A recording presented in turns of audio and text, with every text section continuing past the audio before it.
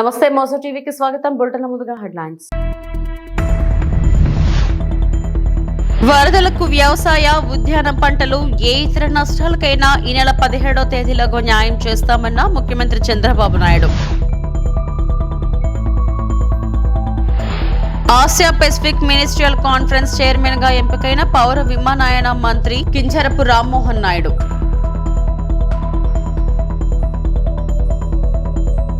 Narsipatnam area ఆసుపత్రి వద్ద contract staff నర్సుల ధర్నా.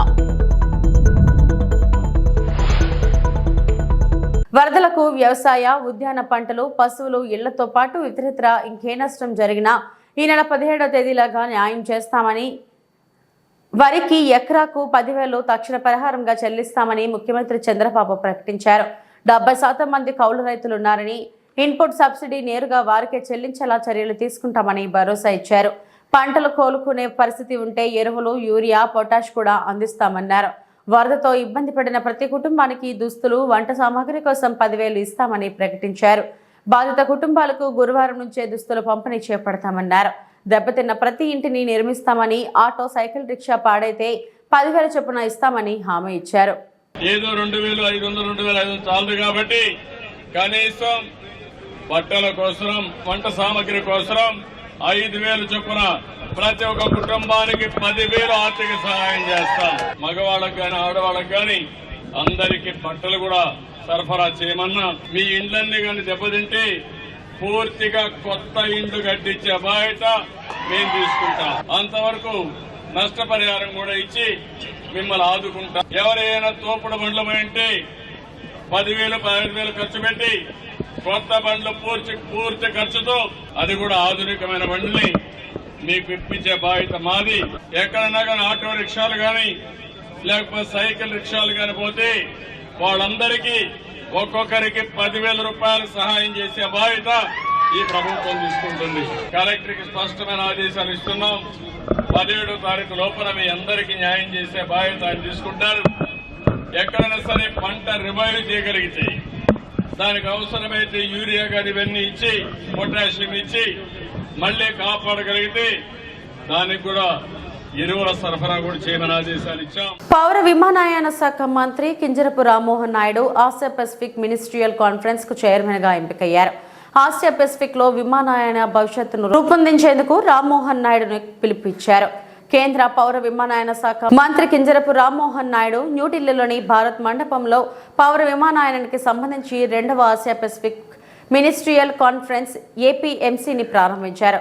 ఈ కార్యక్రమంలో కేంద్ర పౌర విమానయాన మరియు సహకార శాఖ సహాయ మంత్రి Shri Muralidhar Mohol, international civil aviation organisation mister Salvatore మరియు పౌర విమానయాన మంత్రిత్వ శాఖ మంత్రి వుంగ్లున్ మాంగ్ పాల్గొన్నారు.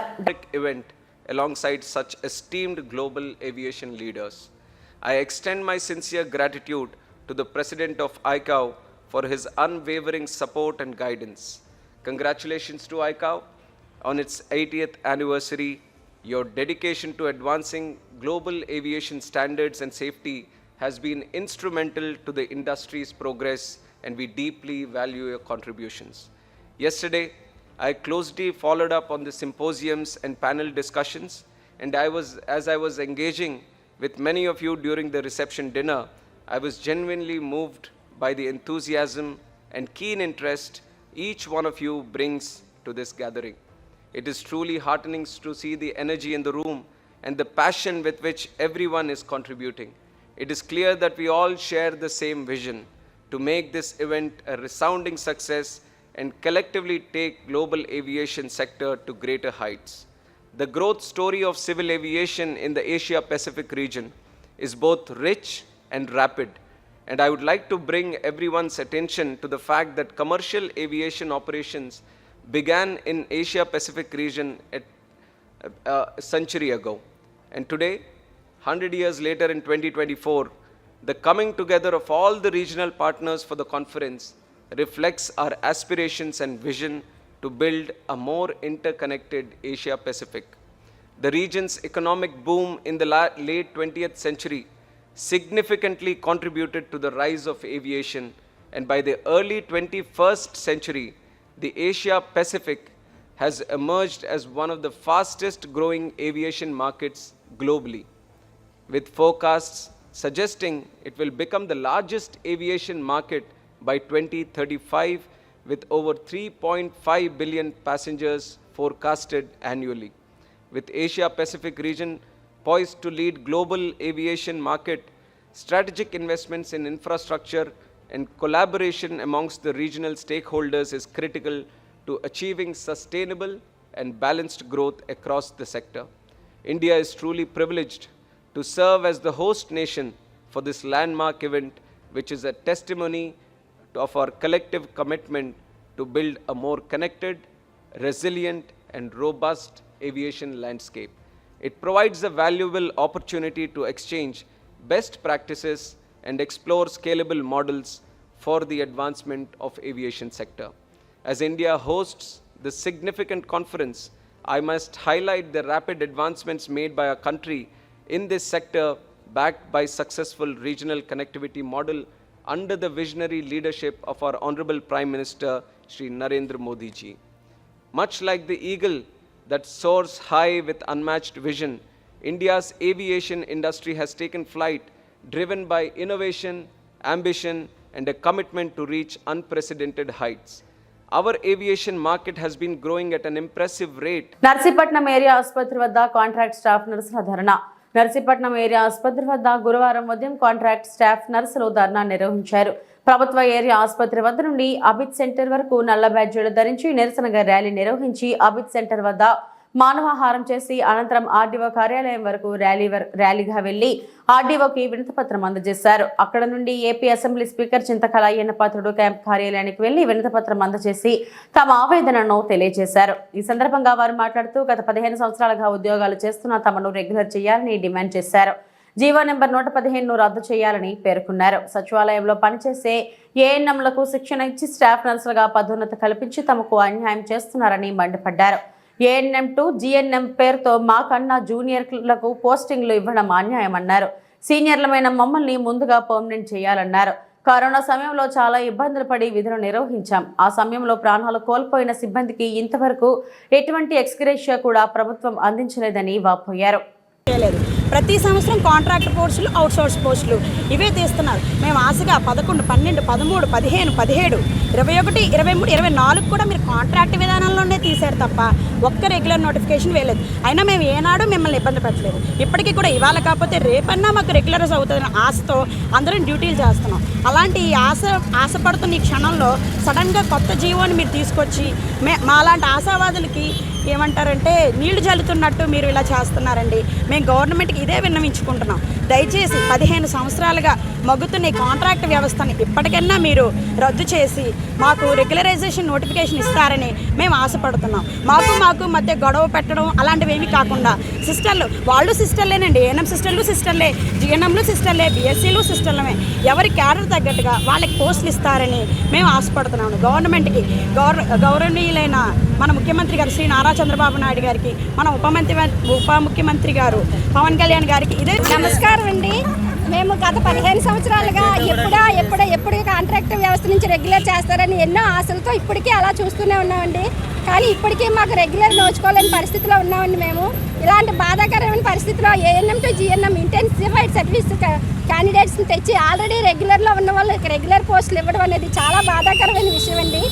దయచేసి ప్రభుత్వం మమ్మల్ని గుర్తించి మేము కోవిడ్లో మా ప్రాణాలకి తెగించి సర్వీసులు అందించామండి.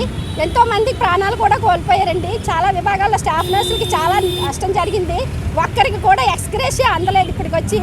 అయినా సరే మేము ఇప్పుడు అలా ఎదురు చూస్తూనే ఉన్నాం. గవర్నమెంట్లు మారుతూనే ఉన్నాయి కానీ మాకు రెగ్యులర్ అవ్వలేదు. ఇప్పటికైనా రెగ్యులర్ చేయాలి. ఈ 15 సంవత్సరాల్లో మేము ఎప్పుడు కూడా 4 గోడల మధ్య ఉద్యోగం చేసుకుని పేషెంట్లకి సర్వీస్ చేసిన తప్ప ఏ రోజు రోడ్డు ఎక్కలేదు. ఇదే ఫస్ట్ టైం మేము రోడ్డు ఎక్కడం అంటే ఎంత బాధగా ఉంటామో. ఈ జీవో నెంబర్ 115 ఎక్కినప్పటికీ కూడా మేము సర్వీసులు ఆపలేదండి. 1 అంతా కూడా చేసినప్పటికీ కూడా రెగ్యులరైజేషన్ చేయలేదు కాబట్టి అందరూ కూడా ఇలాగా దీక్ష చేసినట్టుగా అందరూ ఇప్పటికి 7 రోజులు 8 రోజులు పూర్తి చేసుకొని రోడ్డు ఎక్కాల్సి వచ్చిందంటే ఇదే ఫస్ట్ టైం అండి. స్టాఫ్ నర్సులు అందరూ ఇలా గుమ్ముకూడి రోడ్డు మీదకి రావడం. ఎలాంటి అన్యాయం జరిగినా కూడా ఎప్పుడు ఏది మాట్లాడలేదండి. ముఖ్యంగా ఏంటంటే అక్కడ జరిగిన అన్యాయాన్ని అక్కడతోటే వదిలేసేవాళ్ళం తప్ప ఏ రోజు మీడియా ద్వారా మేము ఎప్పుడు కూడా ఇన్ఫర్మేషన్. ఈ రోజు శ్రీకాళహస్తీశ్వర స్వామివారి దర్శనార్థం విచ్చేసిన కేంద్ర మంత్రివర్యులు సురేష్ గోపి గారికి స్వాగతం పలికిన బొజ్జ బృందమ్మ అనంతరం దేవస్థానం అభివృద్ధి కొరకు 140 కోట్లతో ప్రతిపాదనలు మరియు గుడిమల్లం అభివృద్ధి కొరకు 22 కోట్లతో ప్రతిపాదనలను శ్రీకాళహస్తి శాసనసభ్యులు బొజ్జల సుధీర్ రెడ్డికి సూచనల మేరకు చెంచయ్య నాయుడు ద్వారా లిఖితపూర్వకంగా అందించారు.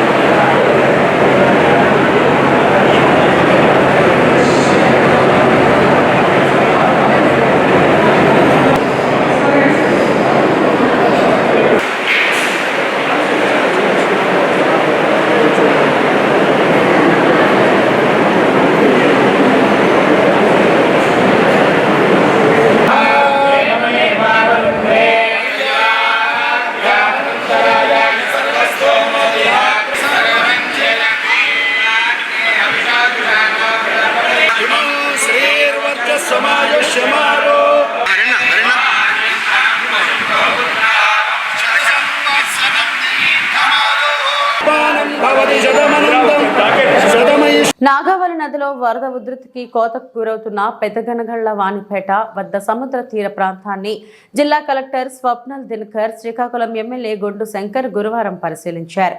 గ్రామస్తుల సమాచారం మేరకు కోతకు గురవుతున్న ప్రాంతాన్ని బోట్లపై వెళ్లి పరిశీలించారు.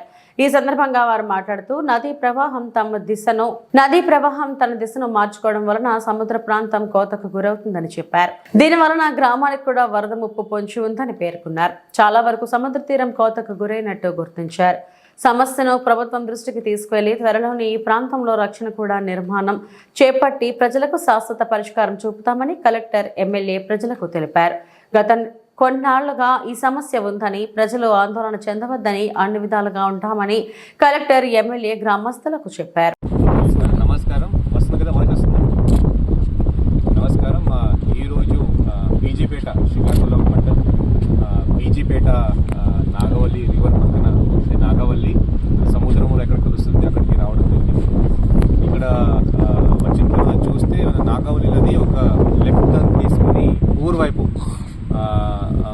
వెళ్ళంటకి మనకి తెలిసింది. దీనివల్ల స్కోరింగ్ ఆఫ్ ద బీచ్, ఇది బీజీపేట బీచ్ చాలా వరకు జరిగింది. గతంలో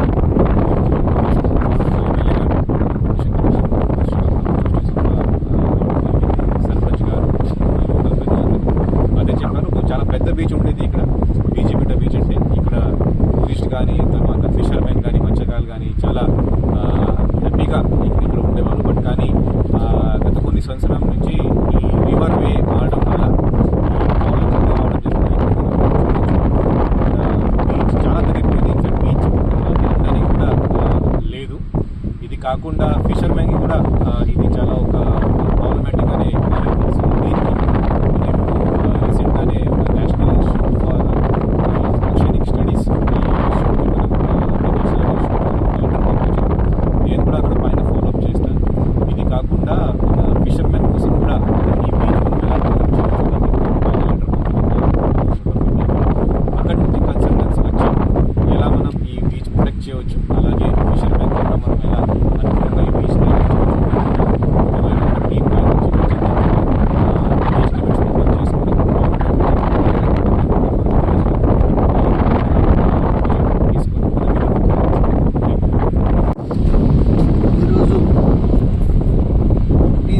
గ్రామానికి గౌరవ జిల్లా మేజిస్ట్రేట్ మరియు స్వప్నల్ దినకర్ గారు ఆహ్వానించడం జరిగింది. ఎందుకంటే ఇక్కడ నాగావళి రివర్ డైరెక్షన్ చేంజ్ అయినందువల్ల ఊరు వైపు అలాగ కొట్టుకుంటూ వచ్చేసి బీచ్ అంతా పాడైపోయి, అలాగే మత్స్యకారులు కూడా వేటకి చాలా ఇబ్బంది అవుతున్న పరిస్థితి, విలేజ్ కూడా ముప్పు జరిగే పరిస్థితి ఉందని కలెక్టర్ గారు రిక్వెస్ట్ చేసిన మేరకు తక్షణమే ఆయన స్పందించి రావడం జరిగింది.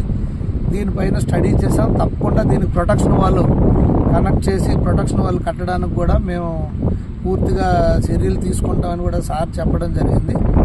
ఇంకా మెరుగ్గా అందరికి కూడా ప్రయాణికులు ఇక్కడికి వచ్చే విజిటర్స్కి కూడా బీచ్కి వచ్చే విజిటర్స్కి కూడా సౌకర్యం కలిపే విధంగా బీచ్. అనకాపల్లి జిల్లా నర్సీపట్నం నియోజకవర్గం నర్సీపట్నం మున్సిపాలిటీలో గవర్నమెంట్ హాస్పిటల్కి ఎదురుగా స్కేటింగ్ బోర్డు ఆవరణలో వైసీపీ ప్రభుత్వంలో 55 లక్షల నిధులతో బాక్సింగ్ ఇండోర్ స్టేడియం మంజూరు చేయడం జరిగింది. బాక్సింగ్ ఇండోర్ స్టేడియం మరియు బాక్సింగ్ రింగ్ ను నర్సీపట్నంలో నిర్మాణం చేయవలను అని వైసీపీ ఎక్స్ ఎమ్మెల్యే కోరిక మేరకు నిధులు మంజూరు చేయడం జరిగింది. మాజీ ఎమ్మెల్యే పెట్ల ఉమాశంకర్ గణేష్ మాట్లాడుతూ నర్సీపట్నం నుంచి ఎంతో మంది బాక్సింగ్ ఛాంపియన్స్ ఉన్నారని అన్నారు. వైసీపీ ప్రభుత్వంలో నర్సీపట్నంలో స్పోర్ట్స్ అకాడమీ ఉండాలనే ఉద్దేశంతో 55 లక్షల నిధులతో నిర్మాణం చేపట్టారు. ఈ ఇండోర్ బాక్సింగ్ స్టేడియంను వేరొక ప్రాంతానికి దయచేసి తరలించవద్దని పేర్కొన్నారు. ఈ సందర్భంగా మాజీ ఎమ్మెల్యే కలెక్టర్ను కోరారు. అందరికీ నమస్కారం అండి.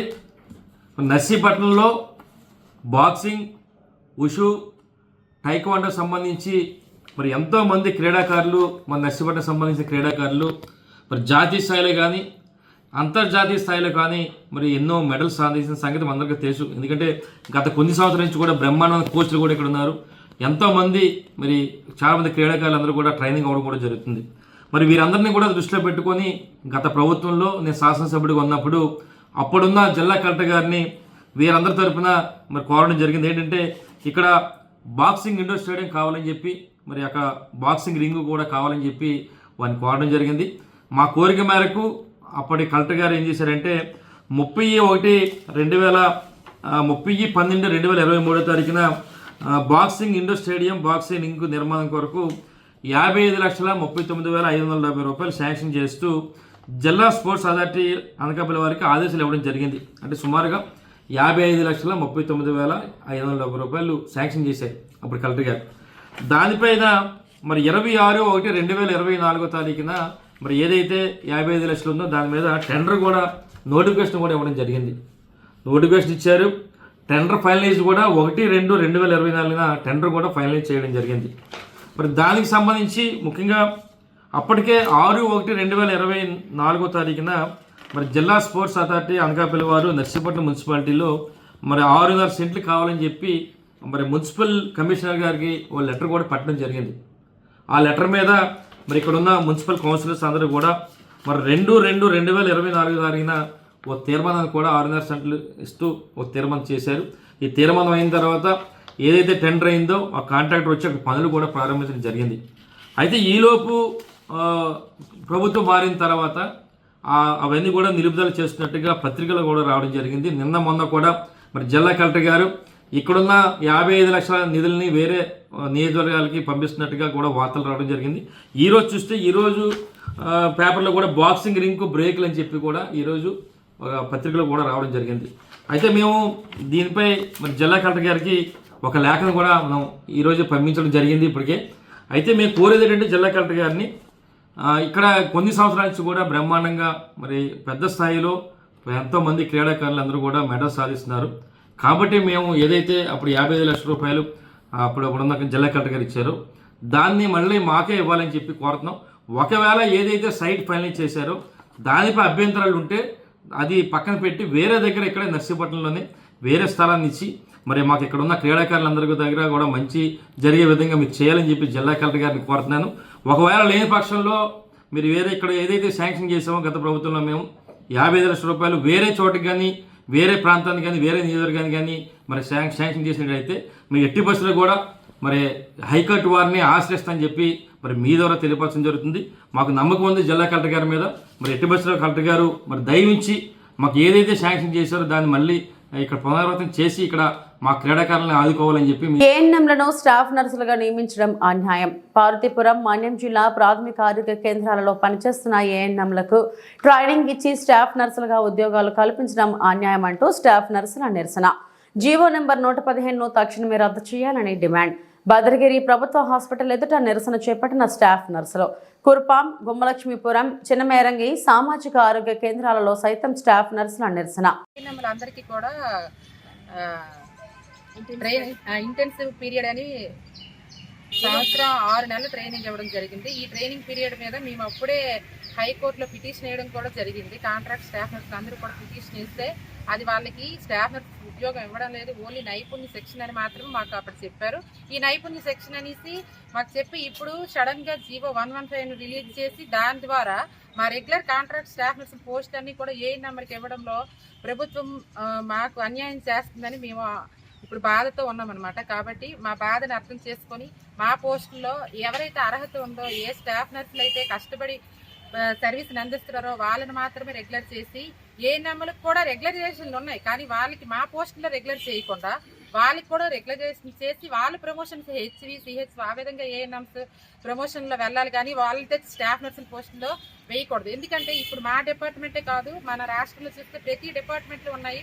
ఫర్ ఎగ్జాంపుల్ తీసుకుంటే ఇప్పుడు పోలీస్ డిపార్ట్మెంట్ ఉంది. పోలీస్ డిపార్ట్మెంట్లో ఒక హోమ్ గార్డ్ని తీసుకొచ్చి ఒక ఎస్ఐ ప్రమోషన్ ఇస్తాము, ఎస్ఐ క్యాడర్లో కూర్చోబెడతాము అంటే అది ఏ విధంగా సాధ్యమవుతుంది?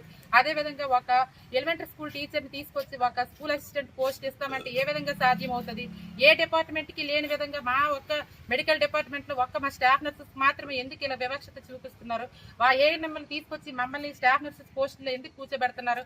అంటే ఇంతవరకు ఏఎన్ఎంలు కానీ ఆశా వర్కర్లు కానీ రోడ్లెక్కి వాళ్ళు ధర్నాలు చేశారనా? ఇంతవరకు ఏ స్టాఫ్ నర్సులు కోవిడ్ టైంలో కూడా మాకు జీతాలు లేని పరిస్థితుల్లో కూడా మేము ధర్నాలు చేయలేదే. మాకు రెగ్యులర్ నోటిఫికేషన్ ఇవ్వండి అనేసి మేము అడగడం తప్ప ఎంతవరకు మేము ఎటువంటి ధర్నాలకి పాల్పడలేదు. అయినప్పటికీ కూడా మాకు న్యాయం చేయకుండా మా పోస్టులో ఏఎన్ఎంలు తీసుకొచ్చి పెట్టడం ద్వారా అంటే స్టాఫ్ నర్సుల మీద ఎంత వివక్షత ఉందో అనేది చాలా క్లియర్ కట్గా తెలుస్తుంది. దీనిని మేము నిరసిస్తూ రాష్ట్ర వ్యాప్తంగా కూడా ఈ కాంట్రాక్ట్ స్టాఫ్ అందరూ కూడా ఈ ధర్నాలో పాల్పంచుకుంటున్నారు. ఈ ధర్నా మేము ఏదైతే ఆలోచిస్తున్నామో మాకు న్యాయం చేయకపోతే మా స్టాఫ్ నర్సెస్ పోస్టుల్లో మా స్టాఫ్ నర్సులు తప్ప ఏఎన్ఎంలు రెగ్యులర్గా చేస్తే ఈ ధర్నా మరింత ఉధృతం చేస్తామని మా రాష్ట్ర కమిటీ నాయకులు, తర్వాత మన జిల్లా కమిటీ నాయకులు కూడా మాకు సందేశాలు పంపారు. మేము ఆ సందేశాల మేరకే ఈ ధర్నాలో పాల్పంచుకుంటున్నాం. చాలా కాలంగా స్టాఫ్ నర్సులు, జిఎన్ఎంలు, బిఎస్సి నర్సింగ్ చేస్తున్న వాళ్ళు కాంట్రాక్ట్ బేసిస్లో వివిధ రకాల పిహెచ్సి, సిహెచ్సిల్లో కాంట్రాక్ట్ బేసిస్లో పనిచేస్తున్నారు. కానీ గవర్నమెంట్ కొంతమంది ఏఎన్ఎంలకి కొంత ట్రైనింగ్ ఇస్తూ వీళ్ళ ప్లేస్ని భర్తీ చేద్దామని చెప్పి కొత్తగా ఒక జీవోని ప్రారంభించారు. ఆ జీవో పరంగా వాళ్ళకి ట్రైనింగ్ ఇవ్వటం, ఈ జిఎన్ఎంలుగా అందుబాటులో ఉండటం మంచిదే. కానీ వీళ్ళు ఇంతకాలంగా చేస్తున్న వాళ్ళని తీసేసి వీళ్ళ ప్లేస్లో వాళ్ళని రిక్రూట్ చేయడం అనేది అంత మంచి పద్ధతి కాదని డాక్టర్గా మేము భావిస్తున్నాం. అందుకోసం వీళ్ళని ఇలా కంటిన్యూ చేస్తూ వీళ్ళకి అదనంగా హాస్పిటల్ బలంగా చేకూర్చడానికి వాళ్ళని అదనంగా రిక్రూట్ చేయాలి. కానీ వీళ్ళు ఎవరిని విధుల్లోంచి చేయడం కానీ లేకపోతే వీళ్ళనే పర్మనెంట్గా ఆ పోస్టులో రిక్రూట్ చేయడానికి ఏదైనా జీవో కానీ లేకపోతే అనుమతి కానీ ఇస్తే బాగుంటుందని డాక్టర్గా మేము అందరం భావిస్తాం. విజయవాడ వరద ప్రాంతంలో లోతట్టు ప్రాంతాల్లో నిలిచిపోయిన వరద నీటిని మోటార్లతో తోడిస్తున్న ప్రభుత్వం. ముంపు ప్రాంతాల్లో వేగంగా జరుగుతున్న పారిశుద్ధ పనులు.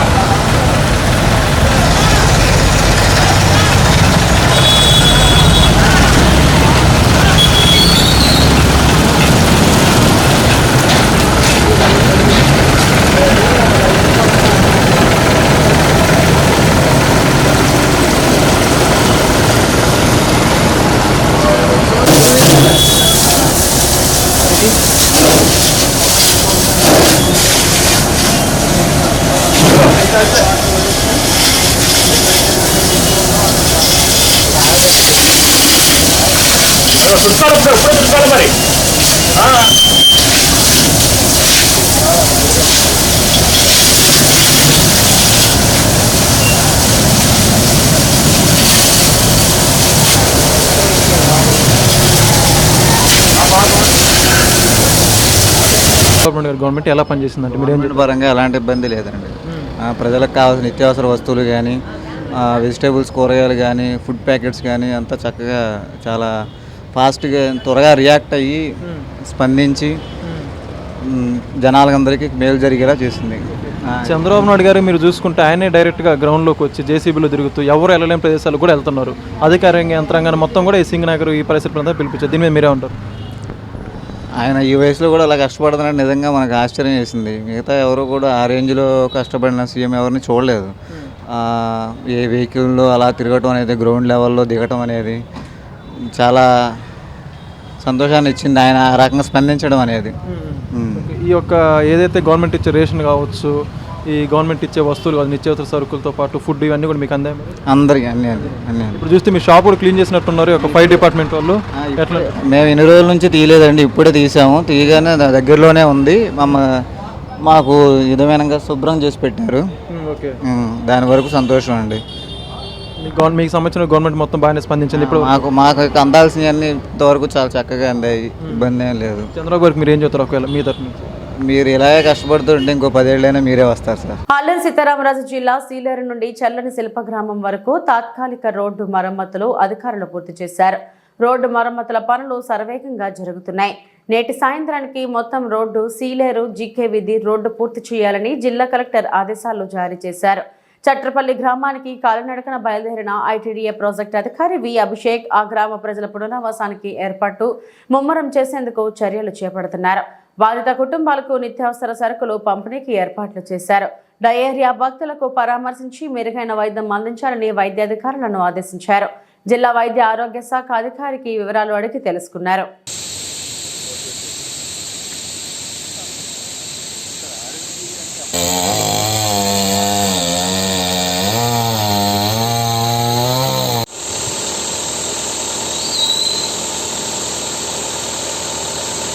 వాళ్ళు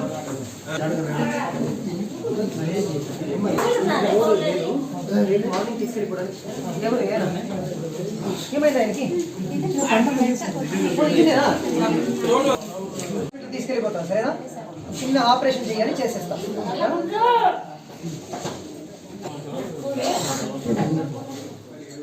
means he should be continuously under the influence of alcohol. What is this?